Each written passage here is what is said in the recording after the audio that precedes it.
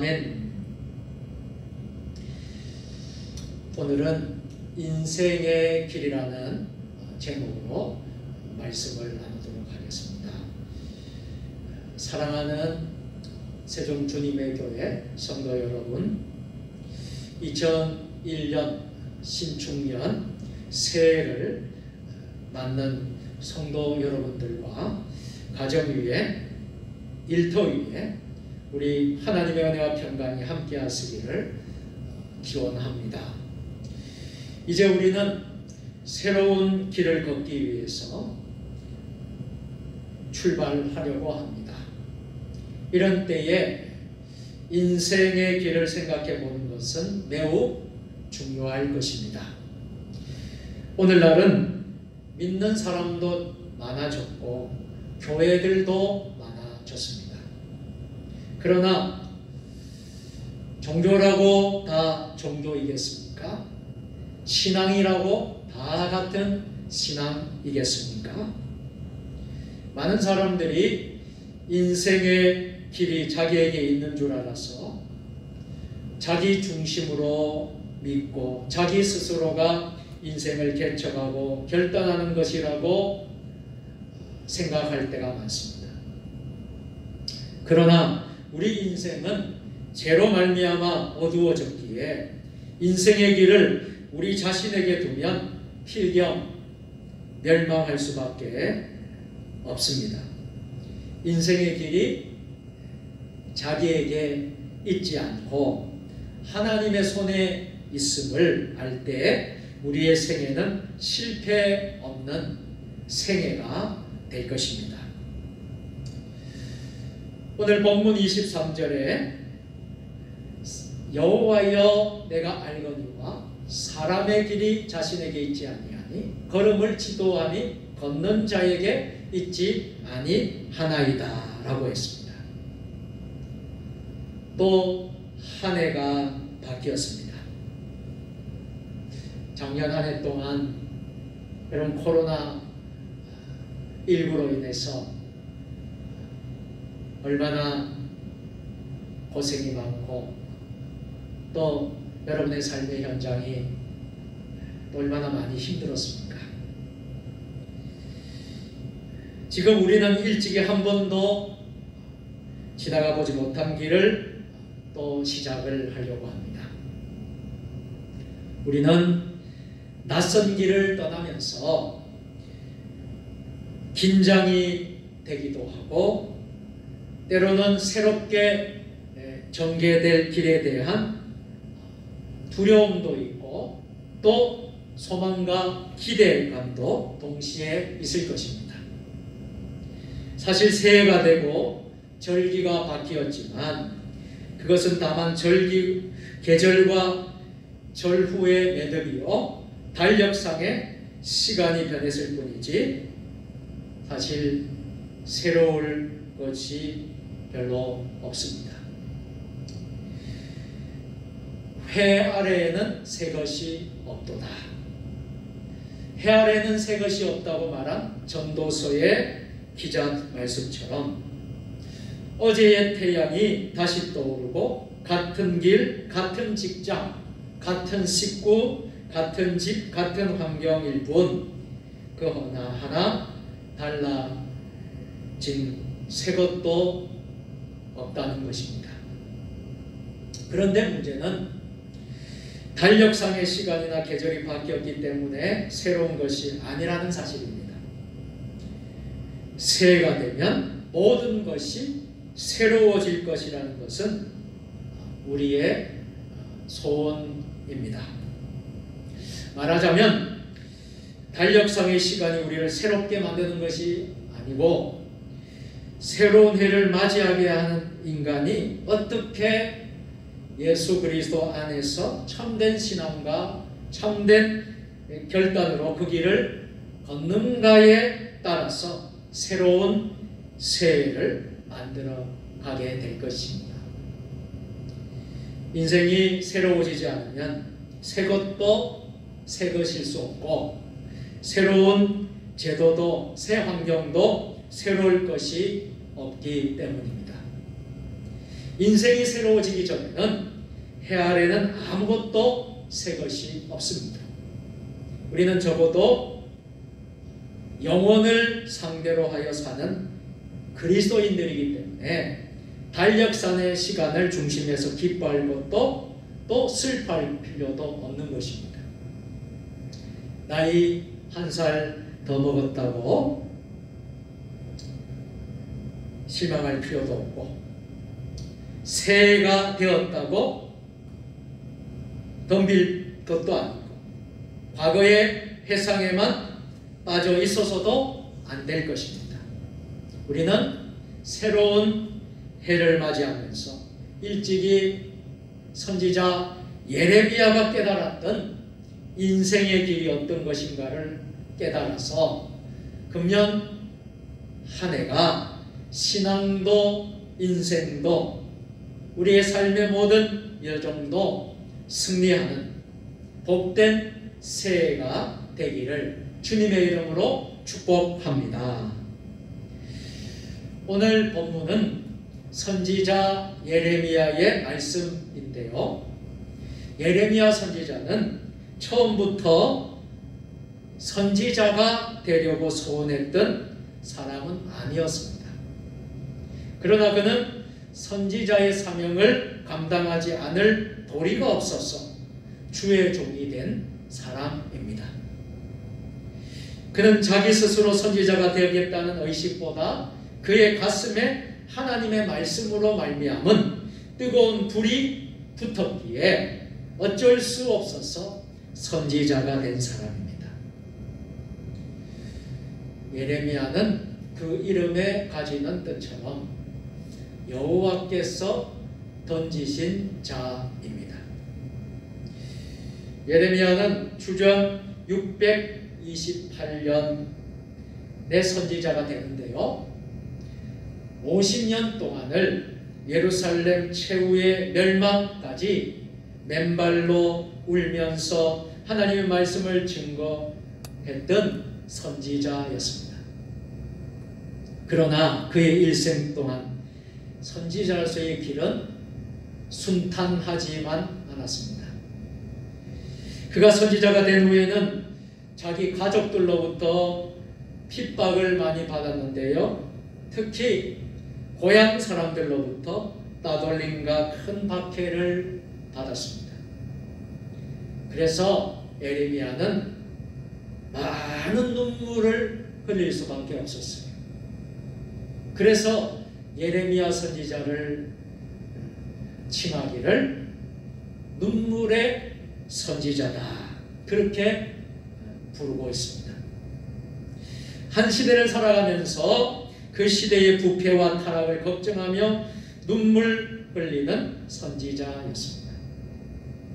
선지자가 그의 나라와 민족을 위해서 아픔을 함께 하였기에 그가 깨달은 진리가 또한 매우 컸습니다. 우선 예레미야 10장 23절 전까지 말씀을 대강 다음과 같은 깨달음이 있습니다. 즉 하나님보다 다른 것을 두려워하는 것이 곧 우상 숭배라는 것을 깨달았습니다.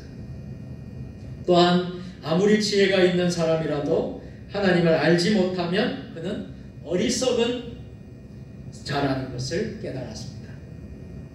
하나님이 천지 만물을 창조하신 분인 것을 바로 알 때에 진리를 바로 깨우친다는 것입니다. 그리고 성도와 하나님과의 연합이 무척 중요한 것이고, 성도는 괴로움과 환난을 통해서 결국 성화되어 간다는 것입니다. 또한 인간이 고난당할 때 자기의 죄를 깨달으면서 자기가 그 고난을 마땅히 받을 죄인임을 깨달을 때에 하나님의 은혜가 임하게 된다는 것을 체험하게 된다는 것입니다.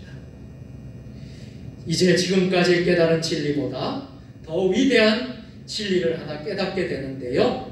그것이 바로 오늘 본문의 말씀입니다.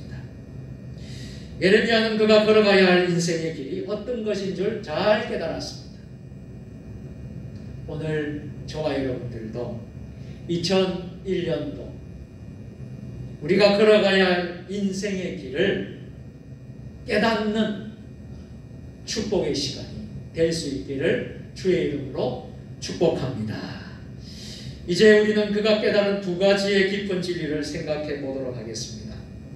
첫째로 예레미야가 깨달은 것은 인생의 길이 결코 자기에게 있지 않다는 것을 깨달았던 것입니다.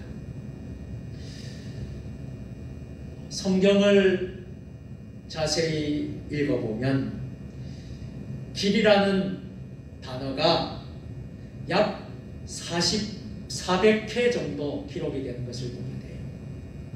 이 길이라는 단어가 400번 나오는데요. 이 길이란 그저 하나의 도로를 의미하는 것이 아닙니다.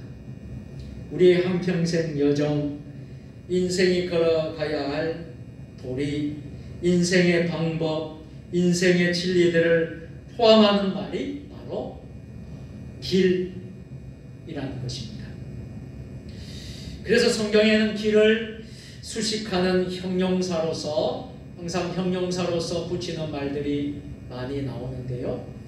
생명의 길, 의인의 길, 바른 길, 평강의 길, 겸손한 자의 길, 생명나무의 길, 진리의 길, 많은 길들을 제시하고 있는 것을 보게 됩니다. 그런데 위에 본문을 보면 인생의 길, 즉 인생이 걸어가야 할 길은 우리 인생 자신들에게 있는 것이 아니라는 거예요. 바로 하나님의 섭리와 간섭 아래 있다는 깊은 진리를 예레미야 선지자는 깨닫고 있습니다. 하나님을 알지 못했을 때에, 믿음이 연약했을 때에 인생길이 자기 손에 있는 줄 알 때가 많았습니다. 그런데 이제 깨달은 것은 인생의 길이 결코 자기 손에 있는 것이 아니라는 사실이에요. 그러면 어디에 있습니까? 살아계신 하나님 손길에 있다는 사실. 하나님의 주권적인 간섭과 하나님을 체험하는 그곳에 있다는 사실입니다. 예레미야가 깨달은 진리는 결국 참된 구원의 종교는 자율주의가 아니라 타율주의임을 깨달은 것입니다. 예레미야는 확실히 길을 제시하는 선지자였습니다. 민족의 길을 제시하고 신앙의 길을 제시하고 인생의 길을 제시했던 것입니다. 우리가 이 진리를 깊이 묵상해 볼 때 종교라고 다 종교이겠는가? 신앙이라고 다 같은 신앙이겠는가를 묻지 않을 수가 없습니다. 오늘날은 믿는 사람도 많아졌고 교회도 많아졌습니다. 그러나 많은 사람들이 인생의 길이 자기에게 있는 줄 알고 착각하며 살아가고 있고 자기 중심으로 믿고 있고 자기 스스로가 인생을 개척하고 결단하는 것이라고 생각합니다. 현대 기독교는 지난 19세기가 그러했던 것처럼 자율주의를 예찬하는 사람들이 너무나도 많습니다. 하나님 없이도 모든 것을 할 수 있다는 인간 예찬이 지배적입니다. 그런데 자율주의는 바로 고삐 풀린 말과 같습니다. 인생은 죄로 말미암아 어두워졌기에 인생의 길을 자기에게 두면 필경 멸망할 수밖에 없습니다. 그런데 인생의 길이 자기에게 있지 않고 전지전능하신 하나님의 손에 있음을 알 때 참으로 실패 없는 생애가 됩니다.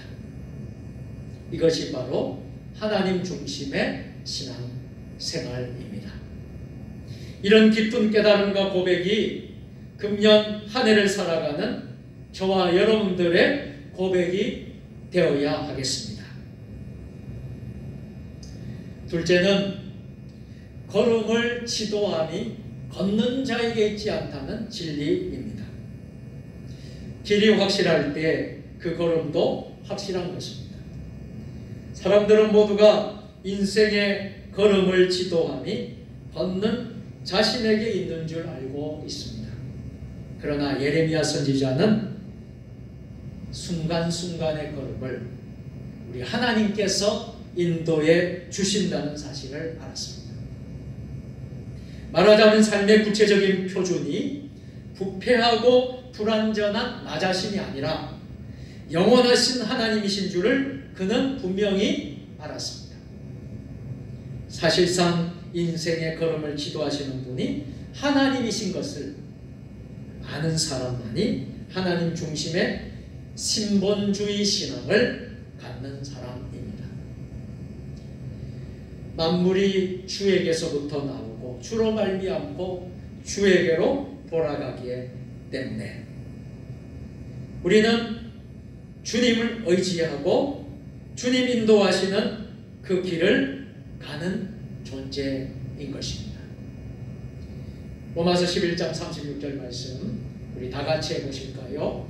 이는 만물이 주에게서 나오고 주로 말미암고 주에게로 돌아갑니다. 그에게 영광이 세세에 있을지어다. 아멘. 그렇습니다. 우리가 올해 한 해 살아감에 있어서 그 걸음을 지도함이 걷는 자에게 있는 것이 아니라 우리의 걸음을 지도하고 이끌어 가시는 분 하나님 손에 달려 있고 하나님이 이끄시는 대로 우리가 가야 된다는 것입니다. 그의 지도만이 참된 지도요, 그분의 지도를 따르는 것만이 우리의 인생을 올바르게 가는 인생길이 된다는 사실입니다. 유명한 아브람 카이퍼 목사님께서 이런 말을 했습니다. 종교는 사상과 삶이 동시적이어야 한다. 무슨 말입니까? 생각이 길이라면 삶은 곧 걸음입니다. 결국 성경이 우리에게 가르치는 사상은 생각도 삶도 하나님께서 주장해 주셔야 된다는 사실입니다. 우리의 한순간 한순간의 삶이 하나님의 주권 아래에 있음을 믿고 하나님의 면전에서 하나님 앞에서 코람되어 하나님의 면전에서 있을 때에 우리의 일생은 주 안에서 승리하게 될 줄 믿습니다. 이제 새롭게 일을 시작하려는 우리가 깨달아야 할 것이 무엇입니까? 우리는 우리 스스로 무엇을 하겠노라고 덤비는 것만이 중요한 것이 아니라 어떻게 걸어가야 하는가의 구체적인 신앙의 원리를 바로 붙들어야 하겠습니다. 인생의 걸음은 내 스스로, 내 뜻대로, 내 의지대로 걸어가는 것이 아니라 하나님의 지도와 하나님의 말씀을 따라서 사는 걸음이어야 실패 없는 걸음이 될 것입니다.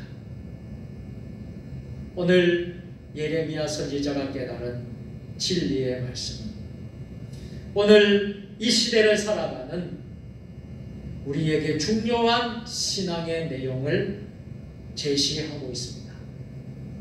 결국 신앙은 내 표준이 아니라는 것입니다. 신앙은 하나님 중심한 신앙이어야 할 것을 잘 가르쳐 줍니다. 이런 신앙을 가진 자만이 참으로 하나님께 붙들림 바 되어서 뜨겁게 하나님께 바쳐지는 위대한 생애를 살게 되는 것입니다. 시편 119편 105절 말씀 우리 다 같이 주의 말씀은 내 발의 등이요 내 길의 빛이니이다. 아멘. 이 말씀도 결국 예레미야 10장 23절의 말씀과 맥을 같이 합니다. 인생의 길이 자기에게 있지 않고 걸음을 걷는 것이 걷는 자에게 있지 않기에 하나님의 말씀을 내 발의 등이요 내 길의 빛으로 알고 빛 대신 말씀, 등불 대신 말씀을 붙잡고 승리하는 인생의 길이 되어야 할 것입니다. 그러면 예레미야가 말한 대로 인생의 길이 자기에게 있지 아니하고 걸음을 지도함이 걷는 자기에게 있지 않다면 누구에게 있다는 말입니까? 구약의 예레미야 선지자가 제기한 질문을 신약의 우리 예수님께서 잘 가르쳐주고 있습니다. 요한복음 14장 6절 말씀이요. 우리 다같이 내가 곧 길이요 진리요 생명이니 나로 말미암지 않고는 아버지께로 올 자가 없느니라. 아멘. 결국 구약의 진리, 신약의 진리는 하나입니다. 인생의 길이 인생 자신에게 있는 것이 아니라 하나님께 있고 그리스도께 있다는 진리입니다. 이와 같이 신구약이 가르치는 신본주의 신앙이 우리 안에 늘 머물 때만이 우리는 진정한 평안을 누릴 수 있음을 확실히 믿습니다. 이 말씀이 새해 첫 주간을 또 첫 주일을 맞이하시는 여러분 모두에게 놀라운 진리가 되기를 주님의 이름으로 축원합니다. 다 같이 기도하시겠습니다. 전능하신 하나님 아버지, 우리의 인생길이 우리 자신에게 있는 것이 아니라 하나님께 있고 그리스도께 있다는 진리의 말씀을 깨닫는 2021년 새해가 되게 하옵소서. 예수님의 이름으로 기도드립니다. 아멘.